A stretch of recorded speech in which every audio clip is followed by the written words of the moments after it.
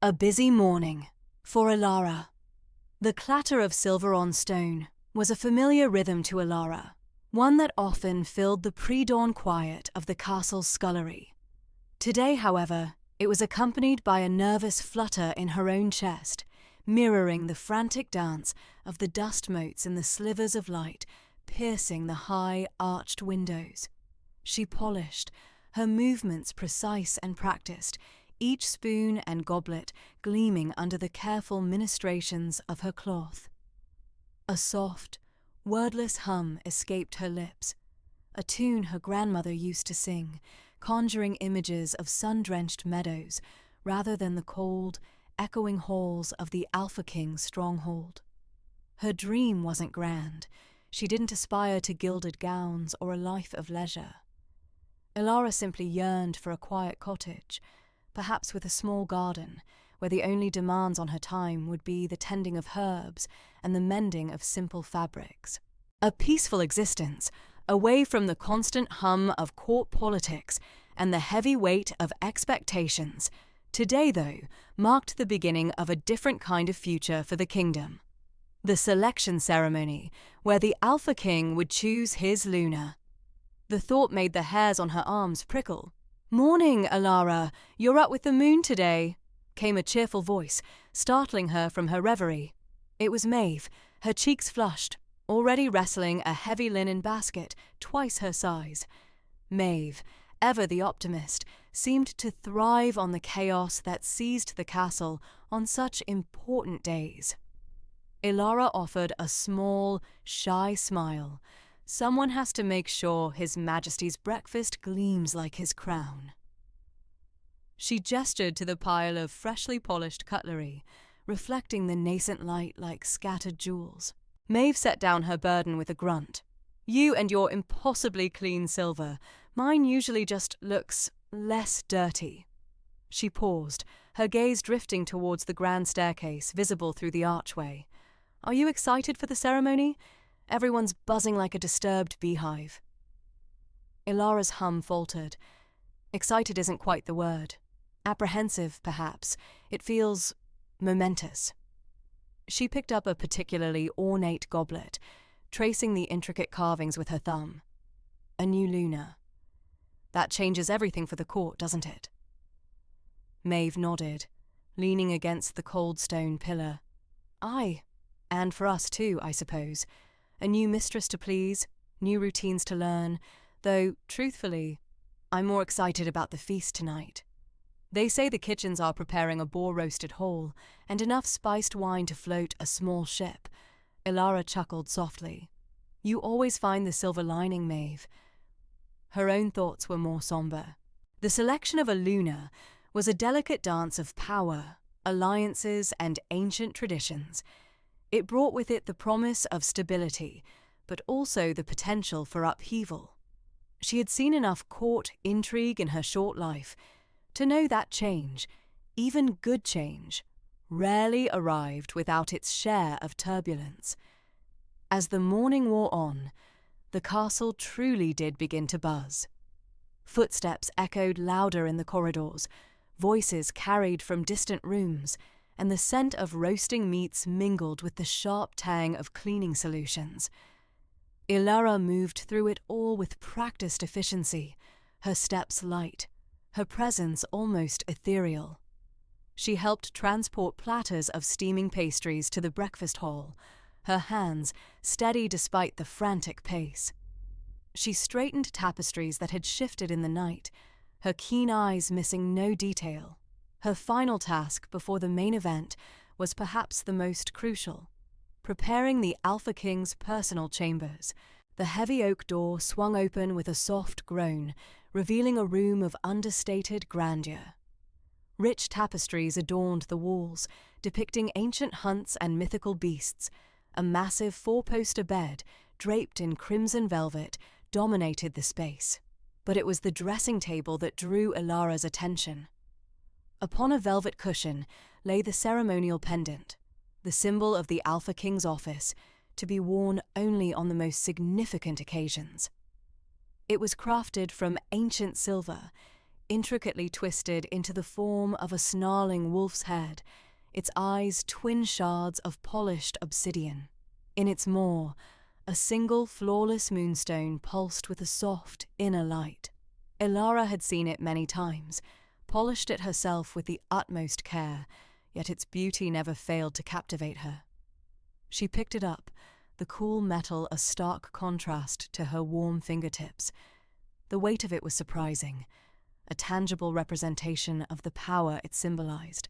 She held it against the pale light filtering through the window, watching the moonstone catch and refract the light, sending shimmering patterns across the wall. It was truly magnificent, a piece of art and history combined. Carefully, reverently, she placed it back on the cushion, ensuring it lay perfectly centered, ready for the Alpha King to don. As she smoothed the velvet, her reflection caught her eye in the polished surface of the dressing table mirror. Her simple maid's dress, her hair pulled back in a neat bun, her face devoid of makeup. She looked ordinary. A whisper of a sigh escaped her. To think that very pendant would soon rest against the chest of a woman chosen to share the Alpha King's life, a woman of power, influence, and breathtaking beauty. The contrast between her own humble existence and the glittering future awaiting the new Luna was stark, a chasm she could never hope to bridge. She paused a moment longer, allowing herself the indulgence of imagining, just for a fleeting second, what it might be like to wear something so exquisite, to stand at the Alpha King's side. The thought was foolish, a child's fantasy, and she quickly dispelled it. Her path was clear, her duties defined. With a final glance around the immaculate chamber, ensuring every pillow was fluffed, every curtain perfectly drawn, Ilara turned to leave. The sounds of the castle were growing louder now, a symphony of anticipation and nervous energy. The Alpha King's day, and the kingdom's future, was about to begin. And Ilara, the quiet maid, had played her small, essential part in setting the stage. She just hoped the coming changes would be gentle ones. The missing pendant. The great hall buzzed with an opulent energy that prickled Ilara's skin, even from her vantage point near the kitchens. The scent of roasted meats mingled with exotic perfumes, a rich tapestry of aromas that spoke of wealth and indulgence.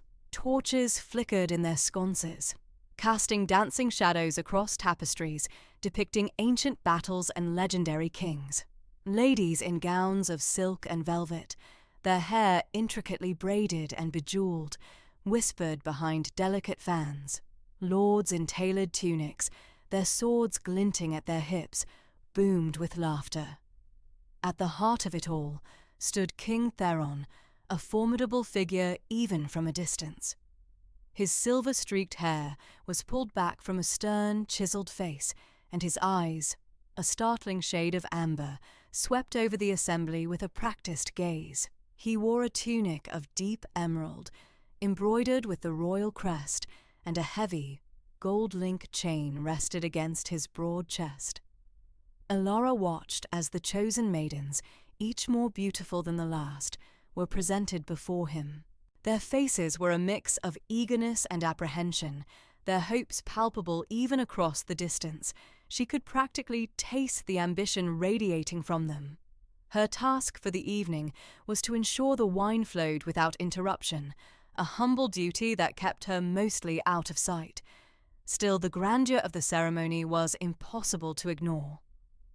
A hush fell over the hall as King Theron stepped forward, his voice resonating with a deep authority that commanded attention. "Today, we select our Luna," he declared, his gaze sweeping over the expectant faces. "She will be the heart of our pack, the strength beside my own." A collective gasp, like a sudden intake of breath from 100 souls, rippled through the hall. It wasn't a gasp of anticipation, but of shock. The vibrant hum of conversation died, replaced by an unnerving silence. King Theron's brow furrowed, his eyes narrowing as he scanned the dais before him. Jorvin, his loyal and ever-present guard captain, a man whose stern features rarely wavered, rushed to the king's side, his hand resting instinctively on the hilt of his sword. Ilara, clutching a refilled pitcher of spiced wine, froze. The air crackled with a sudden, suffocating tension. She strained to see what had caused the abrupt shift, her heart beginning to hammer against her ribs. The king's gaze landed on the velvet cushion, positioned precisely where the ceremonial pendant, a relic of immense power and the symbol of the Luna's authority, was meant to rest. It was empty. The pendant! King Theron's voice was a low growl, barely audible above the sudden, hushed murmurs. It is gone. Panic began to spread like wildfire. Whispers erupted, growing louder, more frantic. Ladies clutched at their pearls, lords gripped their swords. A collective sense of unease settled over the grand hall, snuffing out the earlier joy. Then, a piercing, theatrical shriek cut through the growing chaos. Lady Seraphina, King Theron's cousin, stood dramatically at the edge of the dais, her hand pressed to her chest, her face a mask of horrified outrage. Her crimson gown, usually so flattering, seemed to vibrate with her indignation. "The pendant! Stolen!" she cried, her voice carrying across the stunned silence that followed her shriek.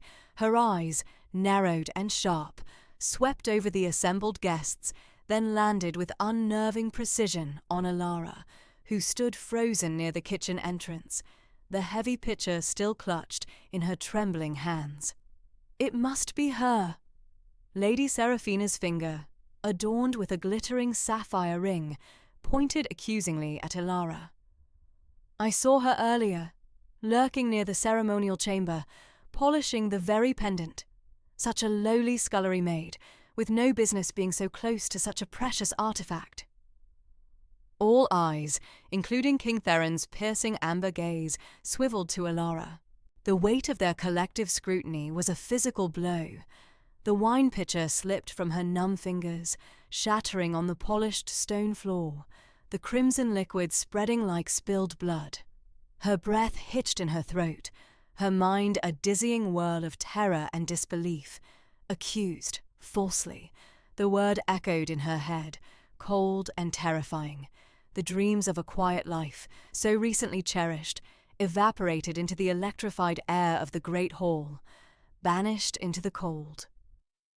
The opulent hall, a moment ago a symphony of hushed anticipation and rustling silk, now vibrated with a sharp, alien discord. Fear. Every gaze, from the humblest retainer to the most venerable noble, impaled Ilara. Her heart, a trapped bird, hammered a frantic tattoo against her ribs. The invaluable ceremonial pendant, a vortex of moonlight silver and ancient sapphire, had vanished. Lady Seraphina, her features contorted in a mask of furious indignation, aimed a quivering digit directly at Ilara. "The girl!" Seraphina's voice, typically a melodic trill, now shrilled with accusation. She lingered near the pedestal. I witnessed her lurking, an unseemly shadow in this consecrated space. Ilara's breath caught. "No, my lady, I swear it.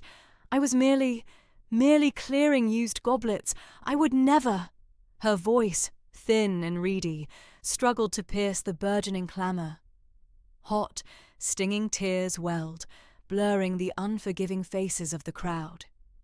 King Theron, his golden circlet ablaze under the chandeliers, descended from his throne, his brow a deep V of concern and vexation. His very presence seemed to siphon the oxygen from the chamber, leaving behind a leaden quiet. "Ilara," he boomed, his voice imbued with an unassailable authority. "Is this true? Did you, a servant in my household, desecrate this sacred rite with an act of larceny?" Ilara stumbled forward, collapsing onto the frigid marble. The floor's intricate patterns swirled before her vision. "Your Majesty, no! I swear by the Mother Goddess, I did not touch the pendant. I would never dishonour you or this fortress. I dream only of a quiet existence, a humble cottage." I would never jeopardize it all for something so grand. Her words tumbled out, a desperate cascade of pleas and denials. She looked from Theron's unyielding visage to Seraphina's triumphant sneer, then back to the king, seeking a flicker of empathy, a hint of clemency. But his stare was as hard and cold as the castle's ancient winter stones. "Lies!" Seraphina spat, advancing. "Observe her majesty. Her eyes dart, her protests are overly vehement. A common thief, apprehended, though the stolen item remains unfound. She clearly seeks to divert suspicion." Jorvan, captain of the king's guard, a man whose stern mien typically veiled a quiet humanity, stepped forward, his hand resting on his sword's hilt. He regarded Elara, a fleeting shadow of regret crossing his face before hardening into professional duty. "Your Majesty, the pendant is indeed missing." No one else was as proximate to the pedestal at the precise moment of its disappearance as this girl. King Theron's jaw clenched. He surveyed the panicked countenances of his court, the whispers of scandal already beginning to ripple. The selection of his Luna, a day intended for joy and concord, was now sullied by suspicion and theft. He could not afford perceived weakness, not with the murmurs of unrest at his borders. "Enough!" Theron's voice cracked like a whip, silencing every tongue. "The ceremonial pendant, a vibrant symbol of my lineage and the future of my dominion, has been plundered, and you, Elara, were the last seen in its vicinity. Regardless of your protestations, the evidence is damning." He paused, his gaze sweeping over Elara's tear-streaked face, devoid of pity. "You are banished from the castle, effective immediately. You will gather no possessions. You will take nothing but the garments on your back, and should you ever cross these thresholds again, you will be imprisoned."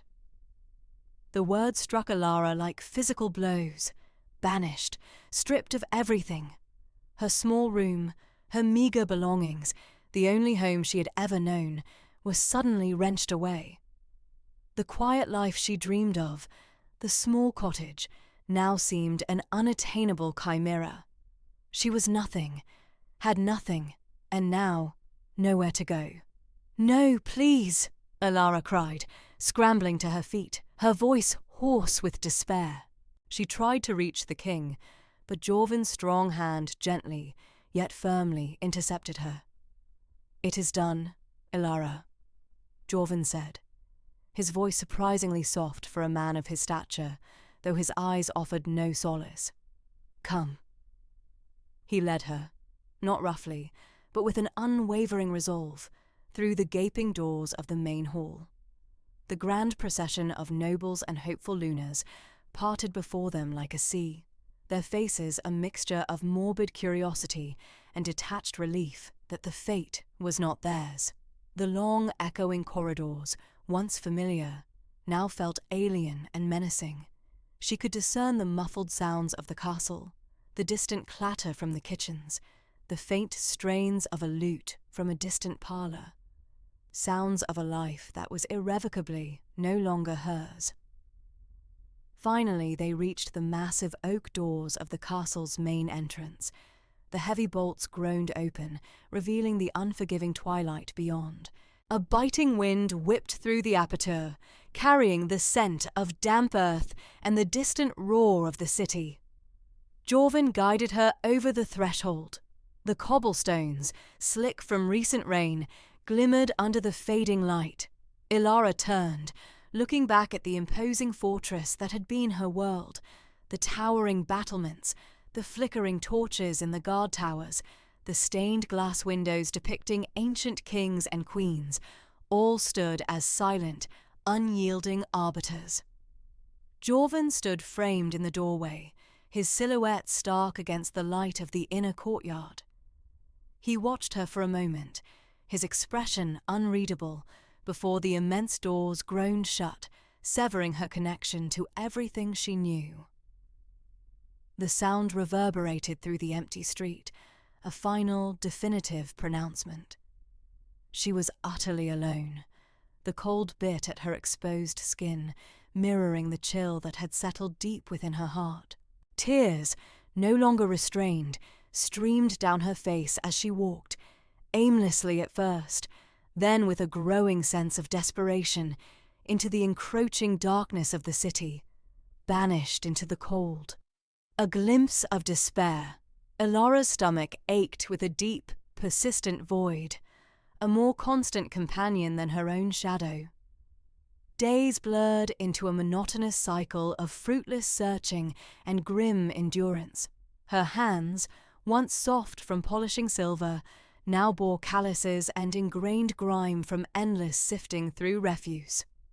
Today, the alley behind the King's Arms offered its usual meagre bounty. A single, half-eaten apple core, its flesh already browning. A prize that felt like a distant memory even as she found it. She poked a pile of discarded fish guts with a splintered stick, the putrid smell churning her already queasy stomach. Rats, bolder than the city guards, scattered, their beady eyes glinting in the dim light. They were her rivals, and often they outmaneuvered her. A sudden rumble, not of thunder but of a passing merchant's cart, vibrated through the cobblestones. Ilara flinched, retreating deeper into the alley's shadows. She had become a spectral presence in the city, and wraith among the throng, yet her emaciated frame made her starkly visible to any who cared to truly look. Few did. She was merely another mendicant, another lost soul swallowed by urban indifference. Her once vibrant dresses, now a patchwork of worn fabric, offered scant protection against the biting autumn chill, a cruel harbinger of winter's approach. As dusk painted the sky in shades of bruised purple and slate, Ilara sought her familiar refuge, a cramped alcove beneath a crumbling stone bridge, just wide enough for her to curl into a fetal position. A thin, scratchy blanket, salvaged from a forgotten laundry pile, provided meagre defense against the damp cold that seeped into her very bones. Her teeth chattered, a relentless percussion against the distant city's low hum. Sleep, when it eventually came, was a restless, shallow affair, punctuated by the cold and the persistent gnawing in her belly.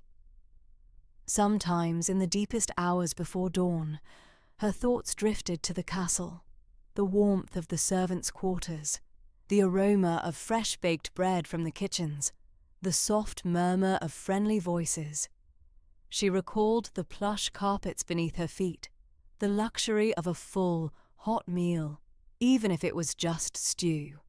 She pictured the gleam of the ceremonial pendant, Lady Seraphina's triumphant smirk, and Jorvan's fleeting, almost imperceptible glance of regret. These memories were a double-edged sword, offering fleeting comfort before twisting into a fresh surge of bitterness. How could her life have disintegrated so completely, so swiftly? One moment, she was part of something, however small. The next, she was nothing, less than nothing.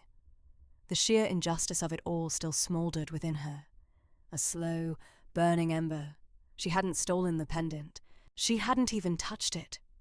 Yet, here she was, an outcast, condemned by a lie and cast aside by a king who valued appearances over truth. The image of King Theron, his stern gaze and unwavering conviction as he pronounced her banishment, sent a fresh shiver down her spine that had nothing to do with the cold. He had looked at her with such certainty, such utter dismissal.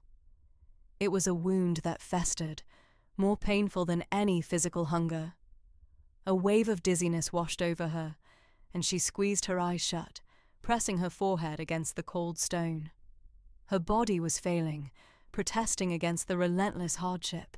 Her muscles ached, her head throbbed, and the strength that had once allowed her to carry heavy laundry baskets now barely sufficed to lift her own limbs. Hope, once a flickering flame, was now a dying ember, battered by the harsh winds of reality. She was utterly alone, and the vast, indifferent city offered no solace, no reprieve. Each breath felt like a monumental effort, each beat of her heart a weary struggle. Despair, a heavy shroud, settled around her, threatening to extinguish the last vestiges of her will to survive. She yearned for just one more day, one more scrap, one more moment of warmth before the inevitable darkness consumed her.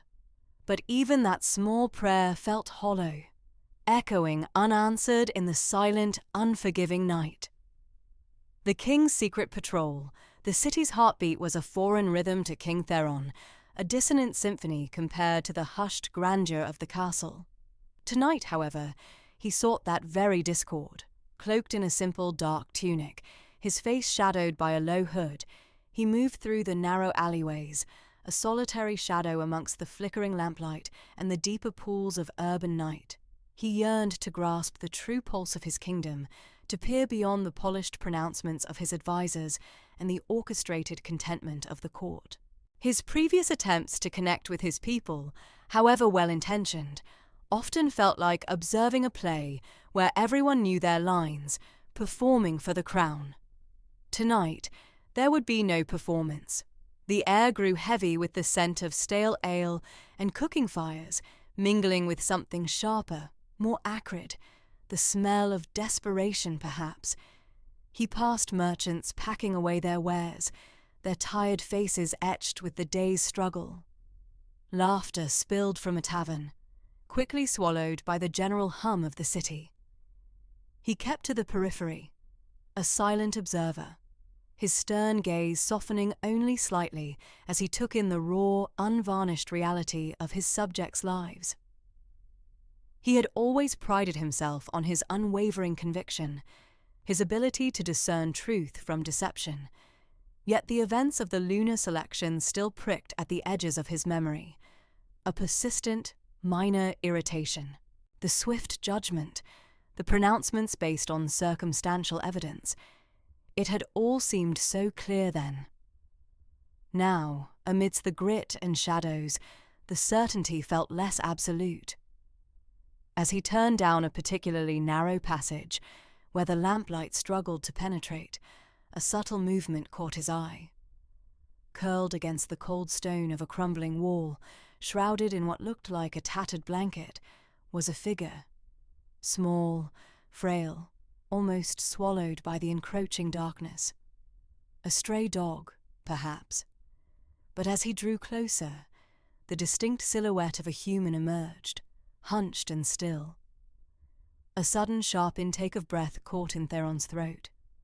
A wisp of pale, tangled hair escaped the frayed edges of the blanket. The angle of the head, the unnervingly thin line of the exposed jaw, the way the hands, skeletal and bruised, clutched at the threadbare fabric. It was unmistakable. Ilara. The name echoed in his mind, a jarring chord in the quiet night. Not the meticulous scullery maid he remembered, neat even in her humble uniform, her movements precise and efficient. This was a wraith, a spectre of the girl he had banished, a chilling testament to the harsh decree he had issued. Her once vibrant brown hair was now dull and matted, her skin a sickly pallor in the dim light, stretched taut over prominent bones. The image seared itself into his mind, an ugly stain on the tapestry of his kingly duties. A wave of something akin to nausea washed over him. Guilt, sharp and unwelcome, twisted in his gut. He had dismissed her pleas, had valued the swift appearance of justice over the arduous pursuit of truth. He had seen only the stolen pendant, the maid's proximity to the crime, and had allowed his advisers' clamour for a swift resolution to sway him. He had believed he was acting with conviction, demonstrating his impartiality. Now, seeing her reduced to this, he recognized the profound injustice of his actions.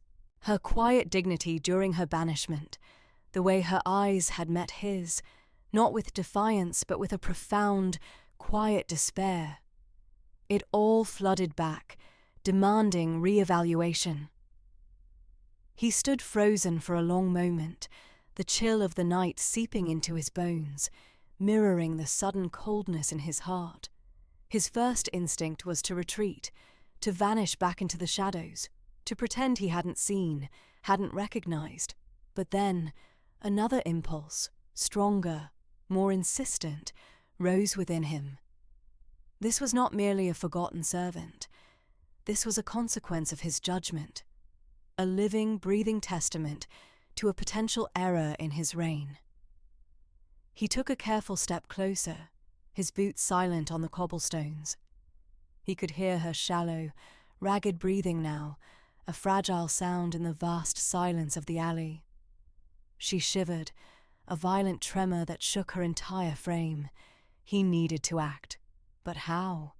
To reveal himself as the king would be, to expose his secret patrol, to shatter the anonymity he had sought.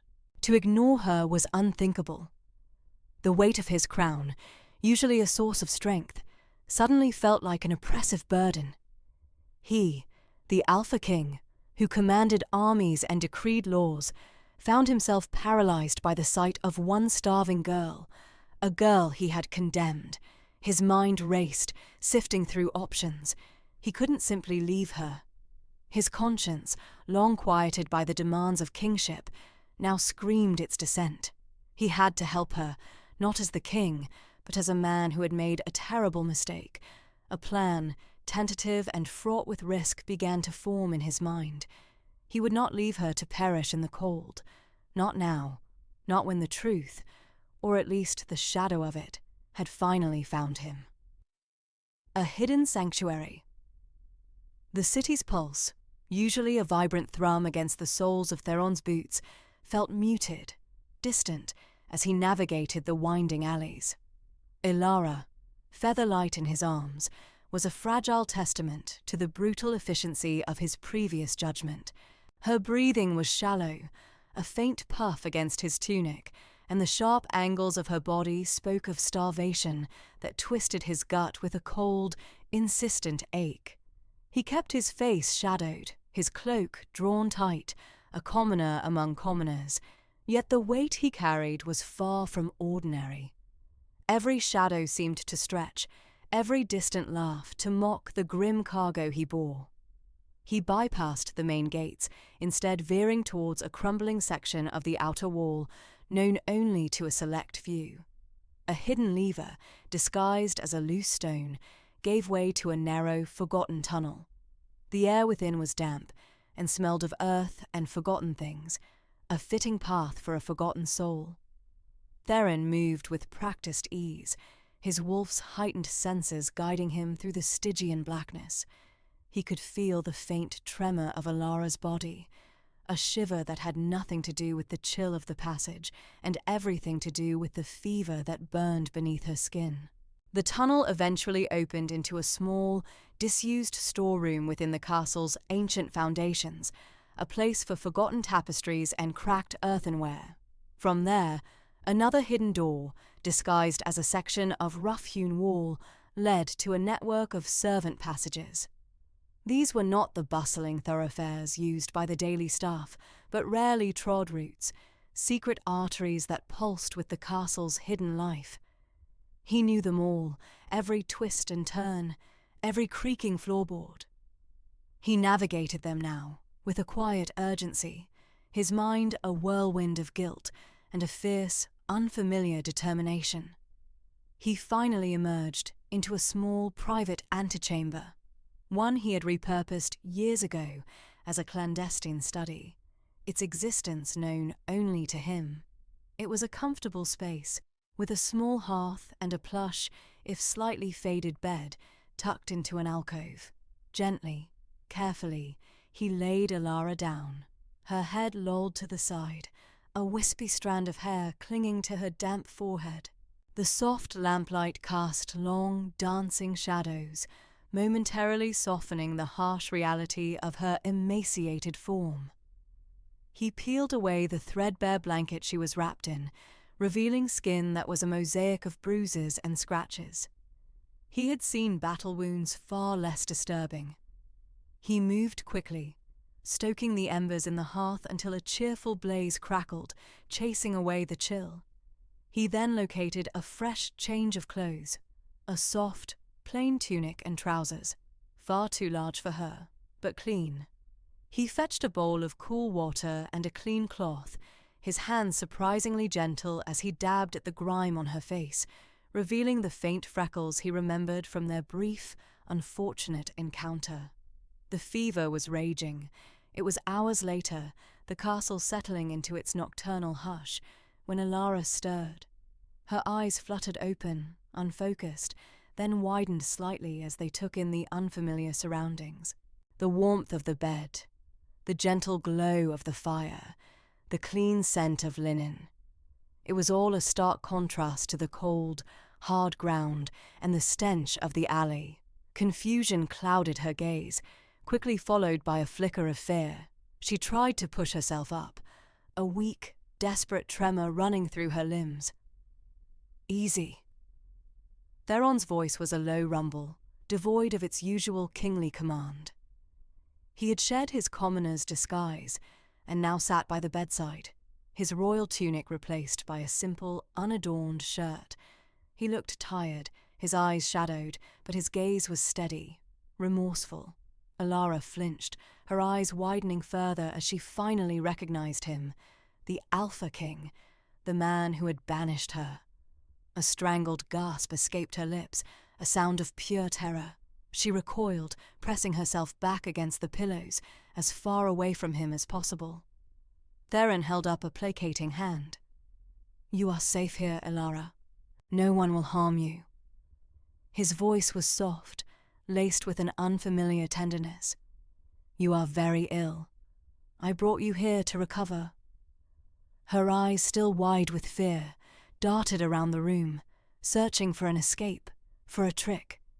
The memory of the accusation, the public humiliation, the harsh words was etched into her very being. This couldn't be real. This had to be a cruel dream. Theron sighed, a heavy sound that spoke of burdens. He knew what she saw, what she felt. He deserved it. "I made a mistake, Alara," he said, his voice raw with an honesty that few had ever heard. "A grave one, and I intend to rectify it." He left her then, retreating to the door. He couldn't force her to trust him. That would take time, and actions, not just words. Later, as the first hint of dawn painted the sky, Theron sought out a trusted servant, an elderly woman named Maid who had served his family for generations. He found her in the kitchens, already preparing the morning bread. "Maeve," he began, his voice low, his eyes conveying the gravity of his request, "I need your absolute discretion and your care." Maeve, her face a roadmap of wrinkles and wisdom, paused, her movements stilling. She knew the king's serious tone. "There is someone in the old study," Theron continued, his gaze unwavering. "She is very ill. You are to tend to her, and her presence here must remain a secret. From everyone. Do you understand?" Maeve's eyes, sharp and knowing, met his. She had seen much in her years, understood the nuances of power and secrecy. She nodded slowly. "As you command, Your Majesty." There was no question in her voice, only a quiet understanding. "Good," Theron said, relief washing over him. "See that she eats, that she is comfortable. No one is to know.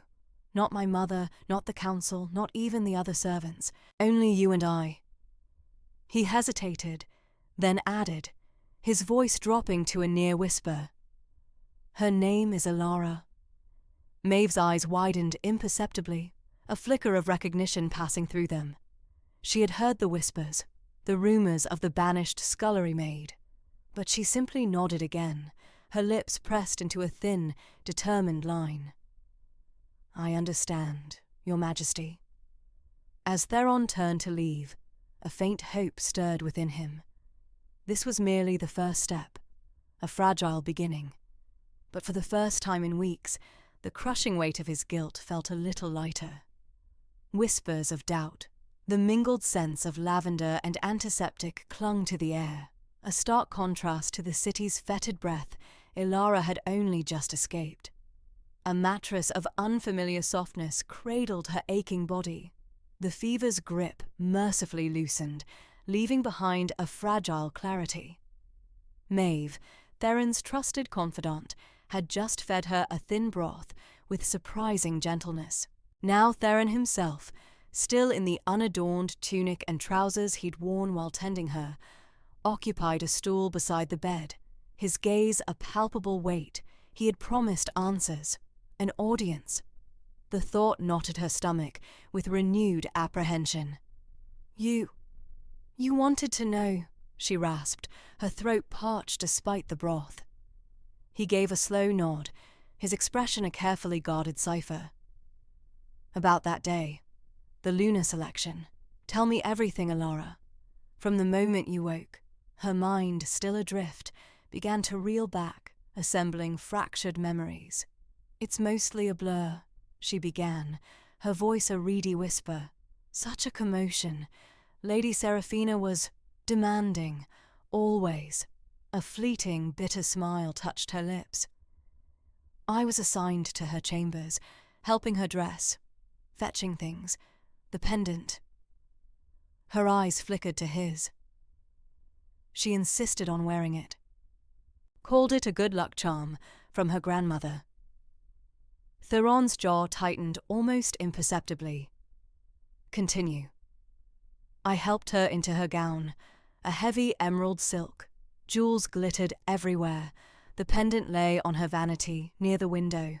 I remember the morning light catching the emerald, making it flash. She told me to fasten it once her hair was done. Ilara's brow furrowed, revisiting the morning's frantic energy. I went to fetch her slippers from the wardrobe, then her fan. When I returned, she was already at her dressing table. Lysandra, her maid, was braiding her hair. The pendant, it was gone. Theron leaned forward, elbows propped on his knees. Gone? Are you certain? Yes. I asked Lysandra, but she just shrugged, said she hadn't touched it. Lady Seraphina. She erupted, screaming, accusing everyone. She claimed I was the last one near it, that I must have taken it. Ilara's voice faltered, the memory's sting still fresh. I swore I hadn't. Offered to let her search me, even my cot in the scullery, but she wouldn't listen. She just kept screaming for you. The king listened intently, his gaze never wavering. A fleeting shadow, doubt perhaps, crossed his features. And you did not touch it?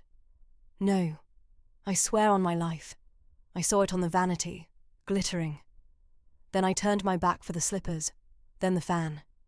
When I looked again, it was gone. She swallowed, a knot forming in her throat. I would never steal, Your Majesty. Never. The title felt oddly formal, considering his recent ministrations. Theron rubbed his chin, his gaze distant, as if weighing her every word. So you were in her chambers, observed the pendant, then turned your back to retrieve items, and upon your return, it had vanished.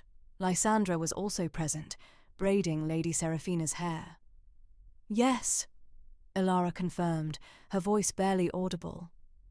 A thoughtful silence descended, punctuated only by the soft crackle of a small hearth fire.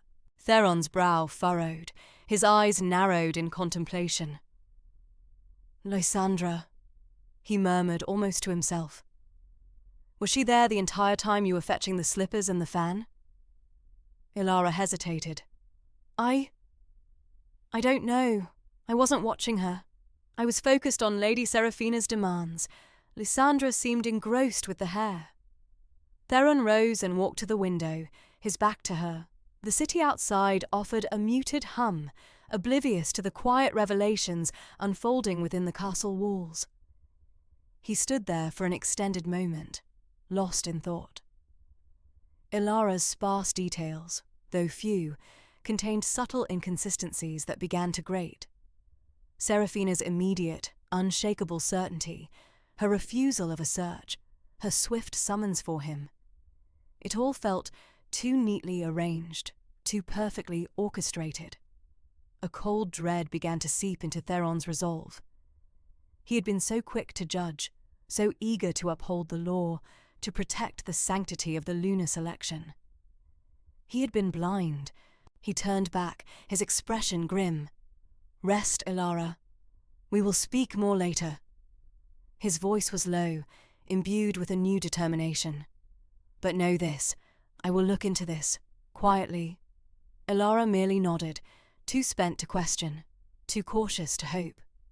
But as Theron departed, a fragile, uncertain sliver of relief settled in her chest.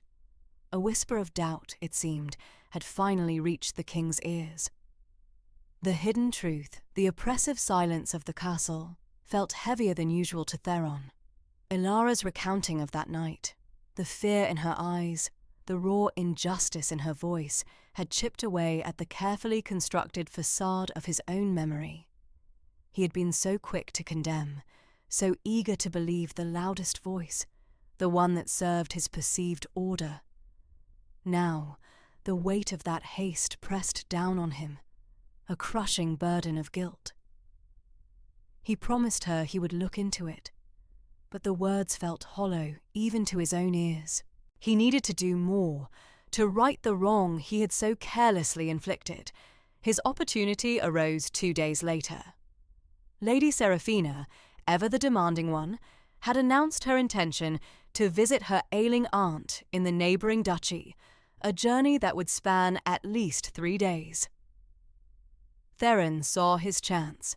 Under the cloak of twilight, long after the last servants had retired and the guards' patrols were predictable cadences, he made his way to Seraphina's chambers. He moved with a practiced stealth, a skill honed not in kingly duties, but in youthful escapades, now resurrected for a far more serious purpose. The door to her room creaked softly as he pushed it open, a minor betrayal of his silent entry.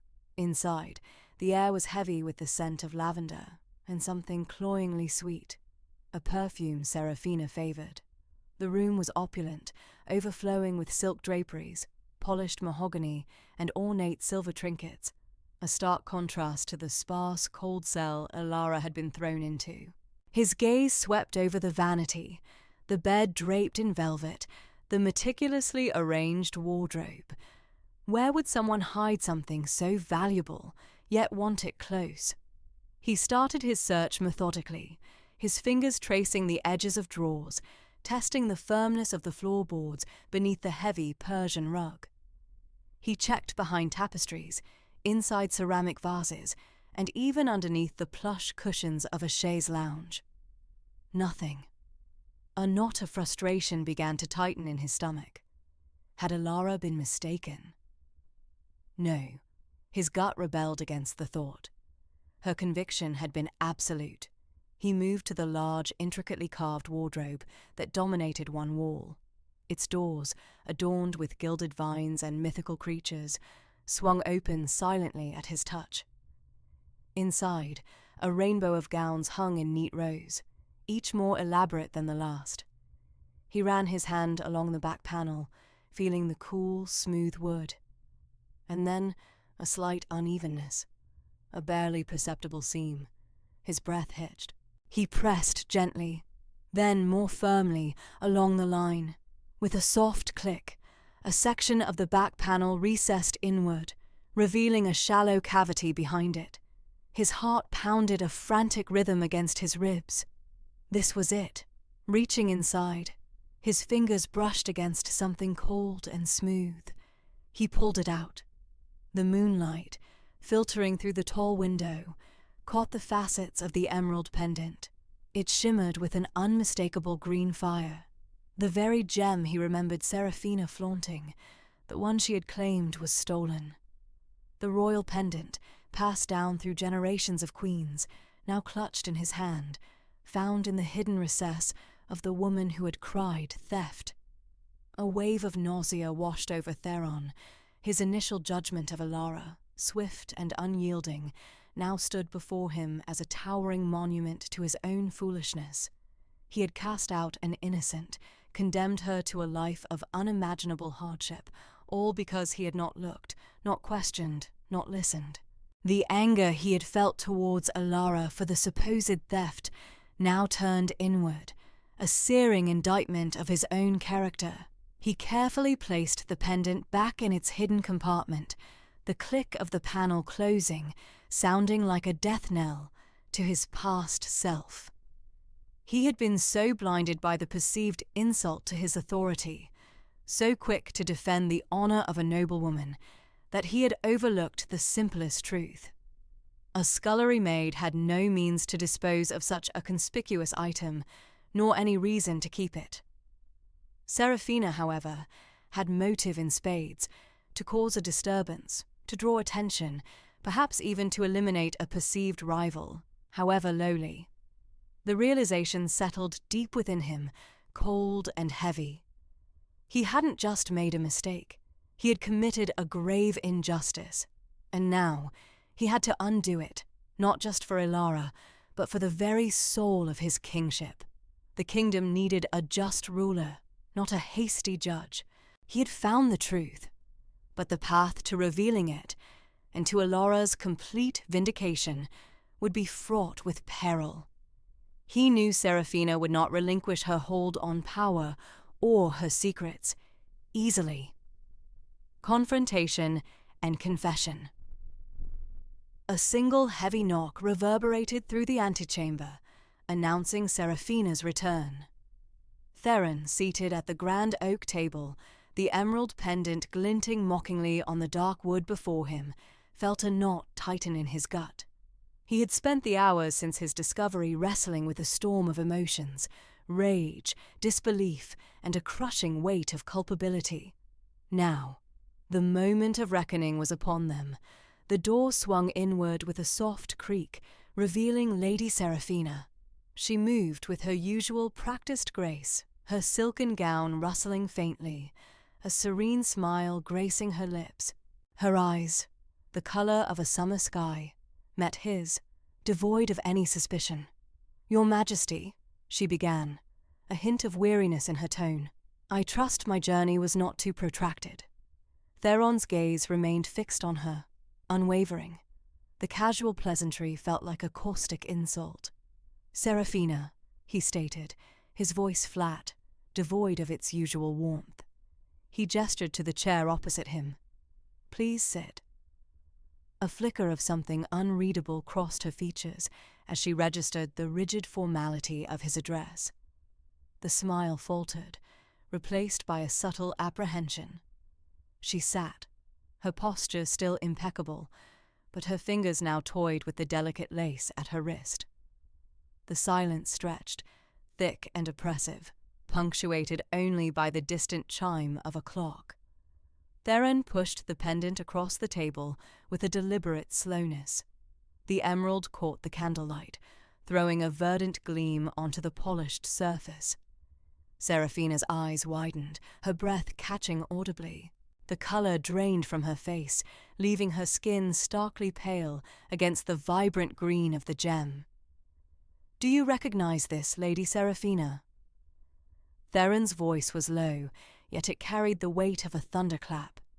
Her gaze darted from the pendant to his face, a desperate plea for understanding already forming in her eyes. "Your Majesty, I don't understand." Her voice was a fragile whisper. "Don't you?" Theron leaned forward, his hands clasped tightly before him. "This is the royal emerald pendant, the one stolen from the vault on the night of the lunar selection, the one that sealed Alara's fate." He watched her closely, every muscle in his jaw tight. Seraphina recoiled, a gasp escaping her lips. But it was never recovered. The search was thorough, Seraphina, but it failed to uncover it in the rightful place. Theron's voice hardened, each word a hammer blow. Because it was never truly stolen, it was hidden. Hidden, Seraphina, in a secret compartment within your own wardrobe. The colour that had momentarily returned to Seraphina's cheeks now vanished entirely. Her hands flew to her mouth, trembling uncontrollably. Her eyes, once so clear and confident, now swam with unshed tears, reflecting the emerald's accusatory gleam. "No. Your Majesty, I assure you this is a grave misunderstanding," she stammered, her voice cracking. "I would never— I am loyal to the crown, to you." "Loyalty, Seraphina?" Theron scoffed, a bitter laugh escaping him. "Loyalty does not frame an innocent girl, condemning her to destitution and near death. Loyalty does not sow deceit within these very walls." He rose, circling the table slowly, his shadow falling over her. "Tell me, Seraphina, why?" She shrank back in her chair, her elegant composure completely shattered. The tears finally spilled, tracing glistening paths down her cheeks. Her shoulders began to shake with suppressed sobs. I couldn't bear it," she choked out, her words barely audible. "The lunar selection. Everyone spoke of her, of Alara, her grace, her quiet beauty. The way you looked at her, Your Majesty." Theron stopped directly in front of her, his gaze piercing. "I looked at her with a king's duty. Nothing more." "But it was more," she cried out, her voice rising with a sudden, raw intensity. "It was the way you looked at her, the way everyone would look at her if she were to be chosen. She was a scullery maid, Your Majesty, a commoner. And yet there was talk, whispers of her purity, her unspoiled nature. I saw the way the court was drawn to her. I saw your interest." Her confession tumbled out, a torrent of jealousy and fear. "I had spent years cultivating my position, sacrificing everything for this court. I was to be your Luna. I was destined for it. And then she appeared, a shadow threatening to eclipse everything I had worked for." She clutched her hands together, her knuckles white. "I knew if she were to be discovered with the pendant, if she were to be found guilty of such a transgression, she would be utterly ruined, banished, forgotten. And I would be safe, my position secure." Her voice dissolved into ragged sobs, her head bowed in shame. The grand hall, once a symbol of her ambition, now seemed to mock her with its silent judgment. Theron stared down at her, the pieces of the puzzle falling into place with sickening clarity. The meticulous plan, the ruthless execution, all born from a festering envy. The cost of her ambition had been Alara's life and Theron's own honour. The weight of his past error pressed down on him, heavier than any crown. Honour restored. The great hall buzzed with an unfamiliar energy, a tension that vibrated through the very stones of the castle. King Theron, clad in his deepest ceremonial velvets, stood before the assembled court, and a throng of citizens permitted entry, their faces a mosaic of curiosity and apprehension. Alara, pale but resolute, stood a few paces behind him, her presence a silent question mark in the lavish setting. Jorvan, positioned among the royal guard, met her gaze for a fleeting moment, his expression unreadable before he returned his attention to the king. "People of Eldoria," Theron's voice resonated, clear and commanding, cutting through the murmurs. "I stand before you today, not for celebration, but for restitution. Many weeks ago, during the lunar selection, a grave injustice was committed within these very walls. An innocent was condemned, her name slandered, and her life irrevocably altered by a lie." A ripple went through the crowd. Alara felt a tremor start in her hands, her breath catching in her throat. This was it, the moment she had both yearned for and dreaded. She saw some faces turn towards her, whispers beginning to spread like wildfire. "Alara, a scullery maid in this castle," Theron continued, his gaze sweeping over the assembly, "was accused of the theft of the royal emerald pendant. An accusation I, as your king, accepted without sufficient scrutiny. For this lapse, I bear immense regret." He paused, allowing his words to sink in. "I have since discovered irrefutable proof of her innocence. The pendant, believed stolen, was merely misplaced, or rather, deliberately hidden. by another. Ilara was framed, a victim of a calculated deception. A collective gasp swept through the hall. Ilara's eyes welled, blurring the opulent tapestries and the stern faces of the courtiers. Her name cleared. The words echoed in her mind, a sweet melody after months of bitter silence. The weight that had crushed her spirit, binding her to the fringes of society, began to lift, piece by agonizing piece. She felt a tear trace a path down her cheek, quickly followed by another. It wasn't just absolution, it was a reassertion of her very humanity, stripped away and now, miraculously, returned. The whispers grew louder, evolving into a cacophony of shock and speculation. Who would dare frame a maid, and for what purpose?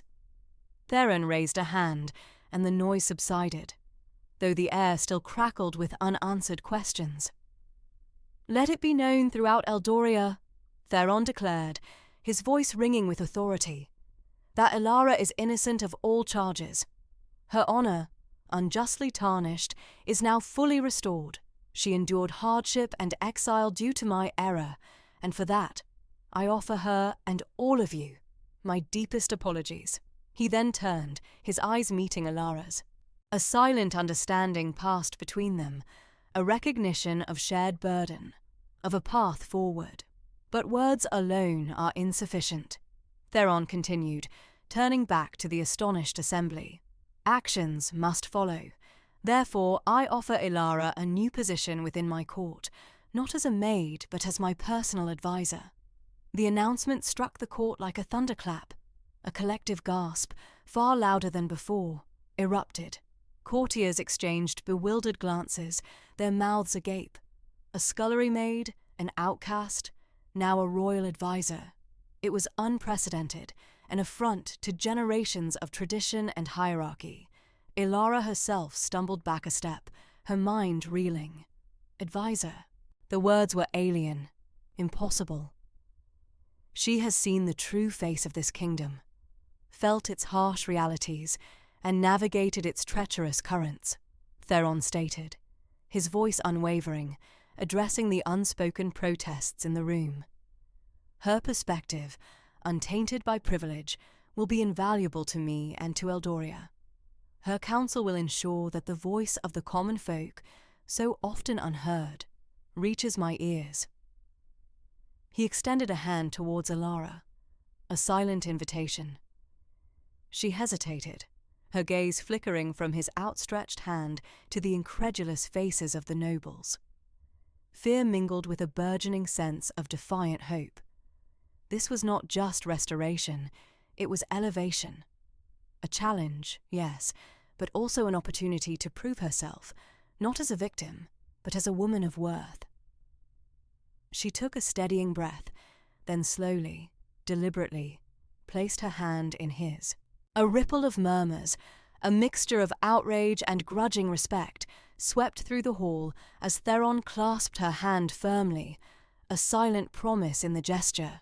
Jorvan, from his post, watched the exchange, a flicker of something unreadable in his eyes.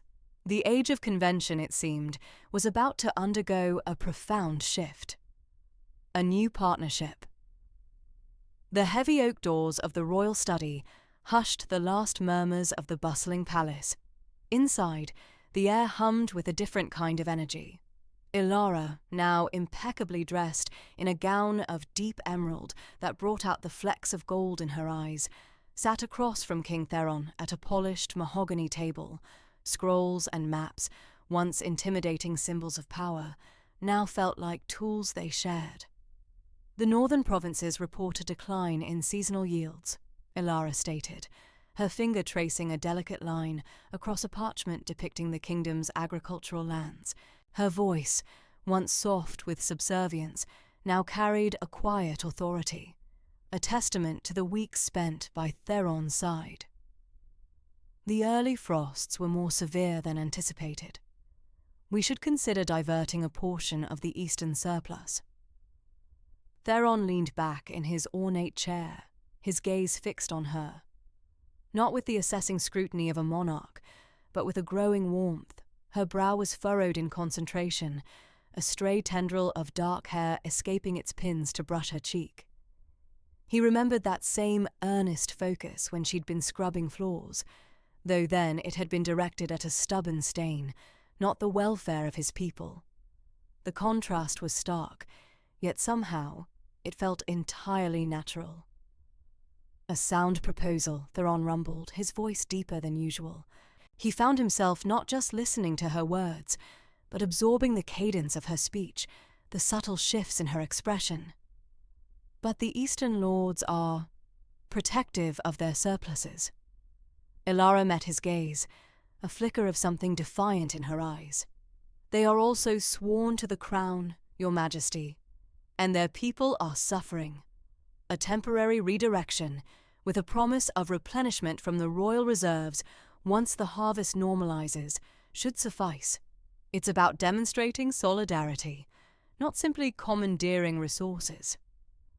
Theron found himself smiling, a genuine, easy smile that rarely touched his lips in court. Her pragmatism, tempered with a clear sense of justice, was a refreshing balm to the endless political maneuvering he was accustomed to. She spoke of the kingdom as if it were her own hearth, her concerns echoing his own, yet articulated with a clarity he sometimes lacked, bogged down by the weight of tradition. Later that afternoon, a lull descended upon their work. Theron had been dictating a missive to the western garrisons when his quill had snapped. While a page scurried to retrieve a new one, Theron found his eyes drifting to Ilara. She was idly tracing the intricate carving on the armrest of her chair, her gaze distant, lost in thought. The afternoon light, filtering through the tall arched windows, cast a soft glow on her profile, highlighting the delicate curve of her neck. He observed the slight rise and fall of her chest, the gentle curve of her lips that often held a faint, lingering smile even in repose. It wasn't the beauty of a high-born lady, perfected by courtly graces and endless leisure. It was a beauty born of resilience, etched with the memory of hardship, and now, infused with a quiet strength that captivated him. He realized with a jolt that he enjoyed her presence, deeply. The quiet moments, the shared glances over a troubling report, the soft rustle of her gown as she moved. It was a feeling he hadn't known he was missing, a warmth that settled in his chest, chasing away the familiar chill of his solitary existence. Ilara, sensing his prolonged gaze, slowly turned her head. Their eyes met, and for a long moment, the air in the study thickened. Her breath hitched almost imperceptibly. She saw in his eyes not the stern Alpha King, but a man, thoughtful and content. A silent current passed between them, a recognition of something unspoken, yet profoundly felt. Her heart gave a strange, hopeful lurch. Since her banishment, her world had been stripped bare, leaving only the raw edges of survival. Now, seated beside the king, discussing matters of state, she felt a profound sense of purpose, of belonging. And more than that, she felt a connection to him that transcended their stations. His trust, his respect, had slowly chipped away at the walls she had built around her heart. She found herself anticipating their morning meetings, savoring their late-night discussions. His quiet humor, the way his eyes crinkled when he was amused, the unexpected vulnerability she sometimes glimpsed in his gaze. These were the threads weaving a new tapestry of her life. The page returned with a fresh quill, breaking the spell. Theron cleared his throat, a faint flush coloring his cheeks. Ilara, too, felt a blush creep up her neck. They resumed their work, but the subtle shift in the atmosphere remained, a silent acknowledgement of the burgeoning connection between them. The kingdom's welfare remained their priority, but now, a new, unforeseen current flowed beneath the surface of their partnership, promising to reshape not just the court, but their very destinies. dangerous feelings. The scent of parchment and beeswax filled Theron's private study, a familiar comfort that usually grounded him. Tonight, it felt like an oppressive weight.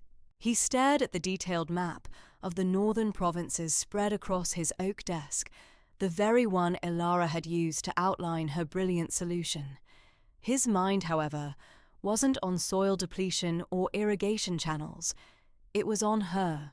Her presence, even when she was across the council chambers, radiated a quiet strength that both soothed and invigorated him.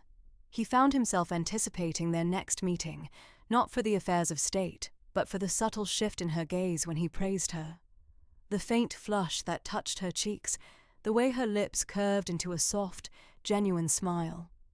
These were not the feelings a king should harbour for an advisor, much less one who had been, until recently, a scullery maid. Duty. That was the bedrock of his existence. His father had drilled it into him from the moment he could understand words. A king married for alliances, for heirs, for the stability of the realm. He married a Luna, a queen whose lineage and temperament were beyond reproach, a woman who would bear future monarchs and stand as a symbol of their enduring power. Elara, for all her intelligence and resilience, was none of these things. She was a breath of fresh air, a balm to his weary soul, a dangerous disruption. He pressed a hand to his temple, the heavy gold signet ring cool against his skin. To pursue these feelings would be an act of profound selfishness, a betrayal of his people and his ancestors.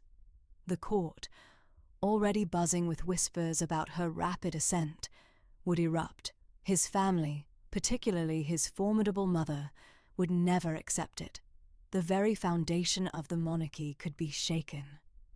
Yet, the thought of a future without her counsel, without the quiet comfort of her presence, felt suddenly desolate. The next morning, the council meeting focused on the implementation of Elara's northern province proposals.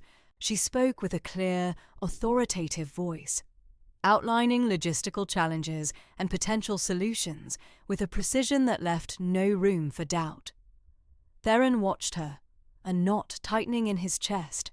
She was a force of nature, her spirit untamed, her mind a finely honed blade. As she gestured towards a steward to clarify a detail, her gaze flickered to his. For a fleeting instant, their eyes locked, a silent current passing between them, charged with an unspoken understanding. It was a glance that promised something more, something forbidden. Later, as the council dispersed, Theron lingered, pretending to review a document. Elara, gathering her own papers, paused nearby. Their shoulders brushed as she turned, a spark igniting at the brief contact. Her scent, a subtle mix of cedar and something uniquely her own, enveloped him. He cleared his throat, the sound rougher than he intended. "Your presentation was exceptional, Elara," he managed, his voice low. A faint blush bloomed on her cheeks, but her eyes held a steady warmth. "Thank you, Your Majesty. I believe it will yield positive results." He wanted to reach out, to trace the line of her jaw, to confess the turmoil she stirred within him. Instead, he merely nodded, a silent battle raging within. That evening, Jorvin found Theron in the training yard, practicing with a heavy broadsword. The rhythmic clang of metal against metal filled the twilight air. Jorvin, ever watchful, leaned against a stone pillar, his arms crossed. "You're distracted, Your Majesty," Jorvin observed, his voice devoid of judgment. Theron parried an imaginary blow, sweat trickling down his temple. "The weight of the crown is heavy, old friend."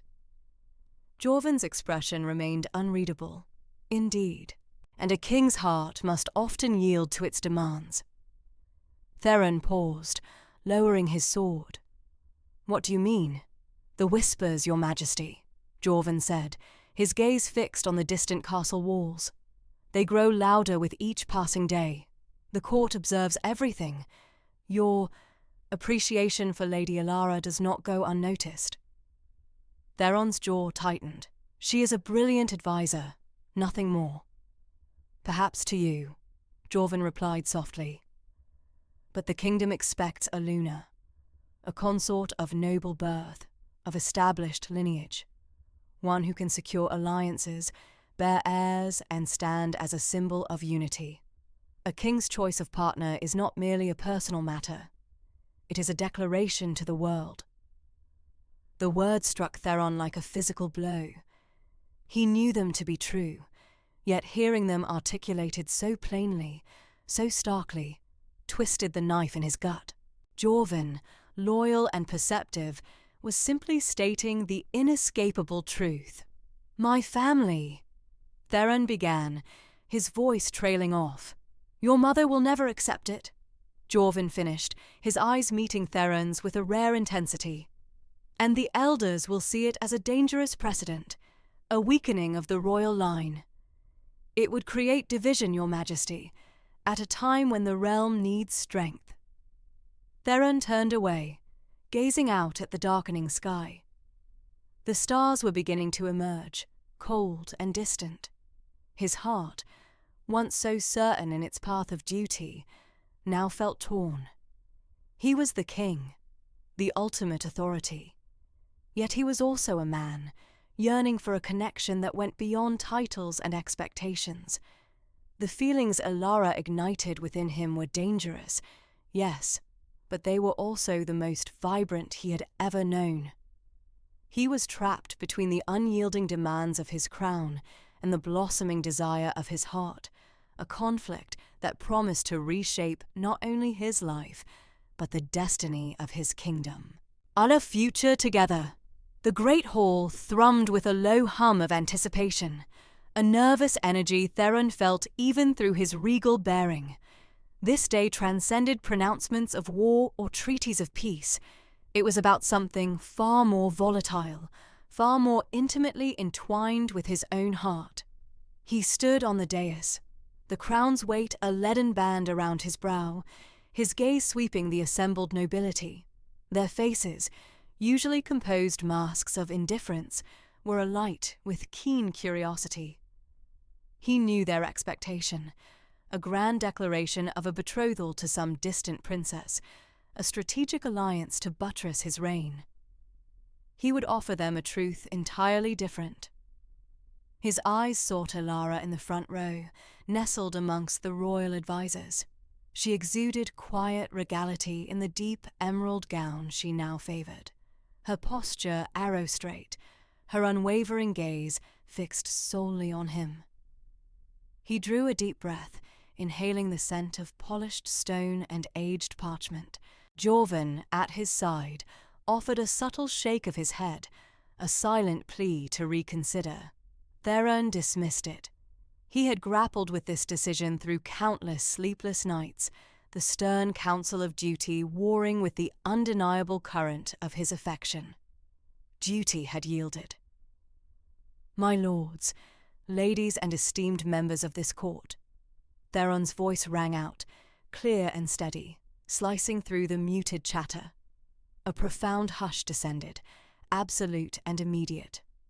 "For too long, the matters of my heart have been secondary to the needs of the crown. Today, that paradigm shifts." A ripple of murmurs spread, swiftly quelled. Theron's gaze met Alara's. He witnessed a flicker of confusion, then dawning comprehension, and finally, a fragile bud of hope unfurling in her eyes. "I stand before you today not merely as your king, but as a man who has discovered his true north," he continued, his voice gaining resonance. "A woman of unparalleled intellect, courage, and compassion has illuminated my life, and through her, my kingdom has begun to mend. She has unveiled the essence of true leadership, the demands of true justice. She is not of noble lineage, nor does she bring vast lands or armies, but she brings something immeasurably more precious, an indomitable spirit, a brilliant mind, and a heart that seeks only the welfare of our people." He descended the 3 steps from the dais, his boots echoing in the sudden, cavernous silence. Every eye in the hall tracked his progress. He walked directly to Alara, stopping before her. He reached out, enclosing her hand in his. Her fingers were cool, trembling ever so slightly. The air crackled with unspoken questions, with shock and nascent scandal. "Ilara," he murmured, his voice dropping to a lower, intimate register that nevertheless carried through the hushed hall. "You have restored honor to my court and light to my life. I love you." A collective gasp swept through the hall. Ilara's eyes widened, shimmering with unshed tears. Her lips parted, yet no sound escaped. The color had drained from her face, only to be replaced by a blush that deepened from her neck to her cheeks. She squeezed his hand, a silent acknowledgement, a fierce embrace of his words. Then slowly a smile touched her lips, spreading like the first rays of morning. It was a radiant, unburdened smile that transformed her face, making her even more beautiful. "And I, you, my king," she whispered, her voice husky with emotion. The words, though soft, were a binding promise, hanging in the air. Theron turned back to the stunned court, Ilara's hand still clasped firmly in his. "Know this," he declared, his voice ringing with newfound authority. "Ilara will be my queen. She will stand beside me, not merely as consort, but as my partner in all matters of the realm. Her wisdom will guide us, her compassion will temper us, and her strength will uphold us. Any who seek to undermine her, undermine me. Any who seek to harm her, harm the crown itself." The ensuing silence was deafening, heavy with the weight of his unprecedented declaration. Then a lone voice from the back of the hall began to clap. It was Jorvan, a wry smile playing on his lips. The sound was hesitant at first, then gained momentum, spreading through the court like a sudden wind. Soon the great hall erupted in a cacophony of applause, a blend of genuine approval, cautious acceptance, and perhaps a healthy dose of awe. Later that evening, the heavy oak doors of Theron's private study stood ajar, allowing the soft candlelight to spill into the dimly lit corridor. Inside, Ilara and Theron sat across from each other at a large, intricately carved table, scrolls and maps spread between them. The initial shock of the day had receded, replaced by a quiet sense of momentous change. Ilara traced a line on a map with her finger, her brow furrowed in concentration. "If we reroute the northern trade routes through the newly arable lands near the Whisperwood, we can provide both income and employment to those displaced by the recent floods. It's a long-term solution, not merely a temporary fix." Theron leaned forward, his gaze not entirely on the map. He watched the way the candlelight danced in her hair, the serious curve of her lips as she considered the logistics. He still couldn't quite believe this was real. This brilliant woman sitting across from him, charting the future of his kingdom, her hand now promised to his. "It's ambitious, Ilara," he murmured, his voice warm. "But then, so are you." He reached across the table, covering her hand with his. Her fingers were no longer trembling. They were steady, strong. A spark passed between them, a silent acknowledgement of their shared path. She looked up, her emerald eyes meeting his.